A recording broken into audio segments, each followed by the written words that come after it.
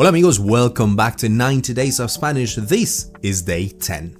On day 9, we learned how to use the verb ser to talk about identity, to say things like soy profesor, soy de Costa Rica.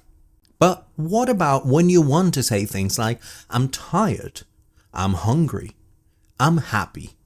Things that are not a part of your identity. Well, that is when we use ESTAR. And today we're going to understand exactly why we use this. Before we jump into the grammar, I want to show you a very effective learning technique that is going to apply to this and to many other topics, but to this one in particular. Research on specifically how to learn and how to retain information shows that when we link what we're trying to learn to real-life examples, we're far more likely to remember them than if we just have them written with abstract ideas that are not connected to our own real-life examples, and they're just given examples, like you would find in a book, that it's hardly going to be related to your particular life experience. So the essence of this idea is that instead of memorizing grammatical rules, abstract rules in your head about, oh, these works like this, when these put that, when these use that, instead we link them to examples of our real life that we will use and run into in our daily lives. And that is how we build a closer bond with the concept, and we can actually remember it when we need to use it.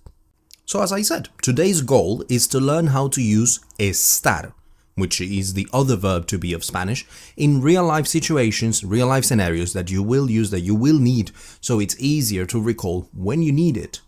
So let's start with our favorite best friend of learning Spanish, the pronouns chart that we should know by now, but if not, here it is again. Yo, tú, él, ella, nosotros, ustedes, ellos, ellas, right? And let's conjugate the verb estar. So estar in its original form, in its infinitive form, estar becomes yo estoy in simple present, right?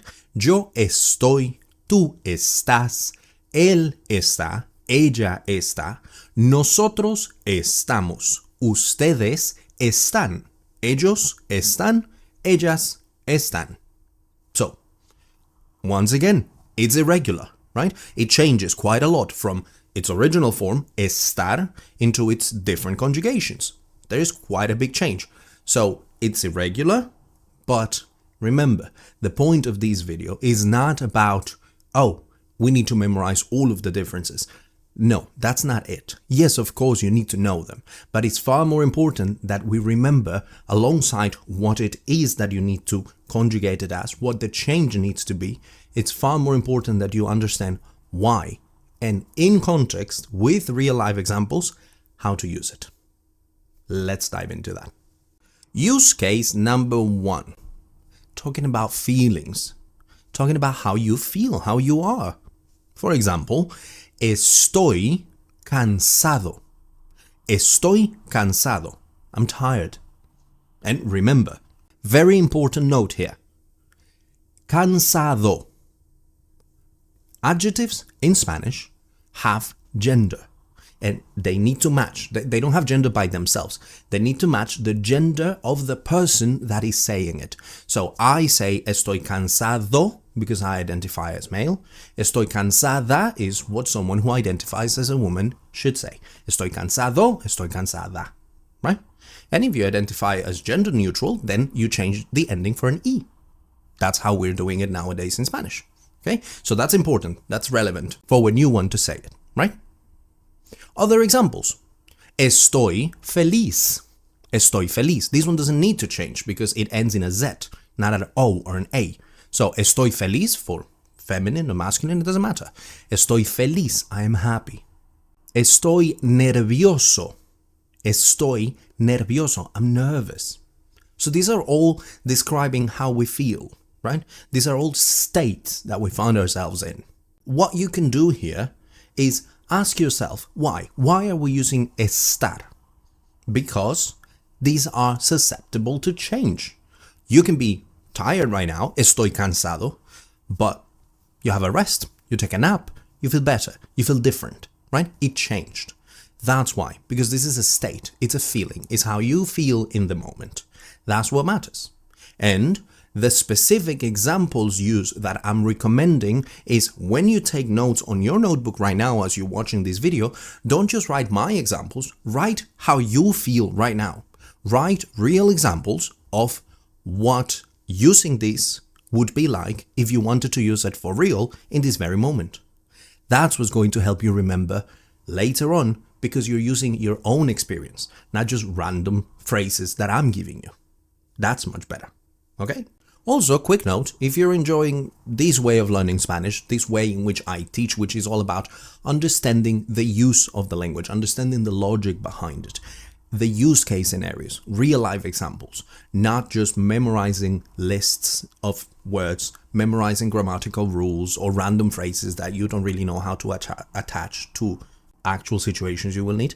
This is my way of teaching, this is my approach, and it's how I teach in my 6-week executive Spanish intensive program. It's structured, it's logical, it's about helping you really understand. So for busy professionals who really want to make progress on your Spanish, check the information in the link down below. Let's keep going. Use number 2. Use number 2 is about location. We use it to say, for example, estoy en casa. I'm at home. Estoy en el trabajo. I'm at work. Estoy en la playa. I'm at the beach.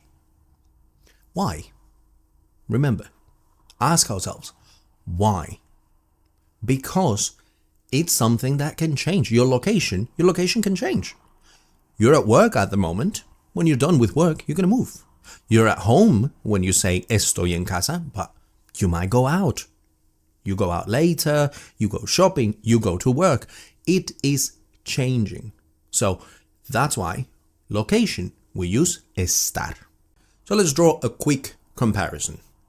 From English, let's work our way from the phrases in English and see how you think we would say it in Spanish and why.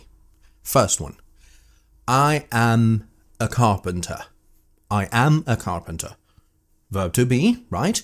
Should it be soy or estoy? Ser o estar? What is a carpenter? Is it a state you find yourself in? Or is it a part of your identity? Is it your profession?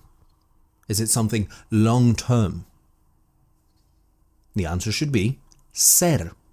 It's part of your identity. It's who you are. It's your profession. It's your job. Soy carpintero. Soy carpintero. I'm a carpenter. Let's look at another one. I am confused. I am confused. Verb to be. What is it? Ser o estar? Is it going to change? Is it a state you find yourself in? Or is that a part of your identity? Which one is it? I am confused. Can you become different from that relatively easily, relatively quickly? Yes, you can. You're confused. You ask, someone explains, you're no longer confused. So, I'm confused should be estoy. Estoy confundido. Estoy confundido. Because it's just how you find yourself, how you feel in the moment. It's the state you're in the moment, but it can change. Okay?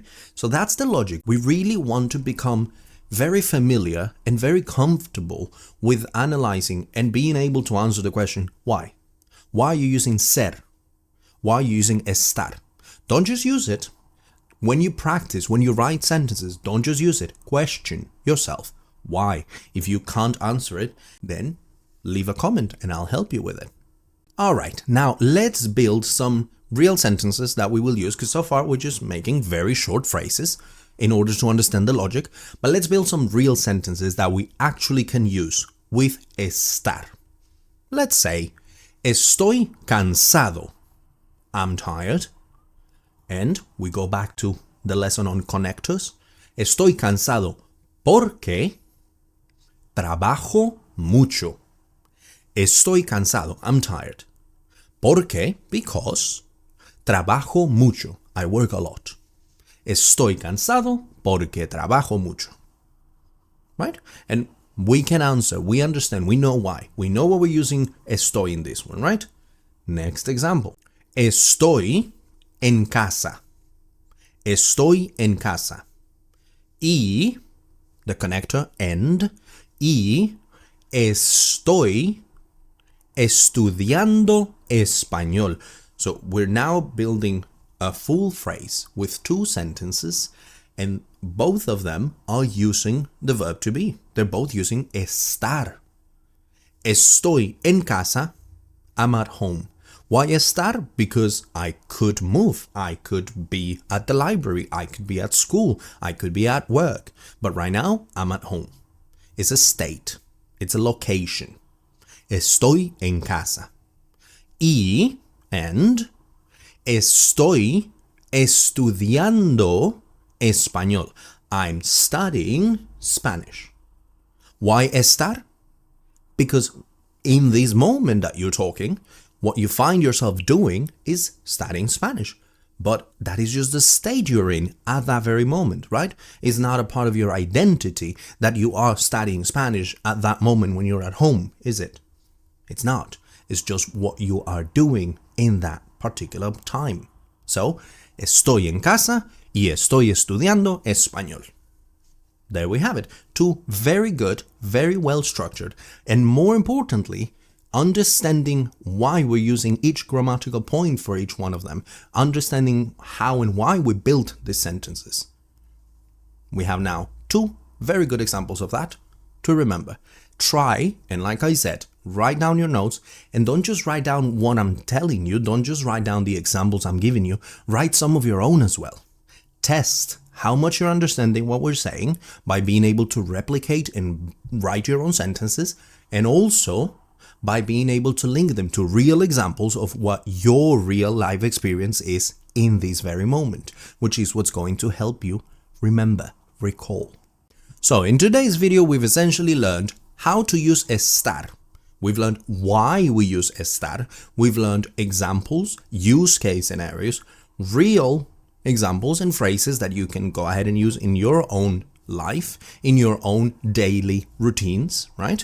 And we've learned how to build a connection between the concept we're learning and the real scenarios that you find yourself in that very moment, so that it's easier and relevant to you to remember later on.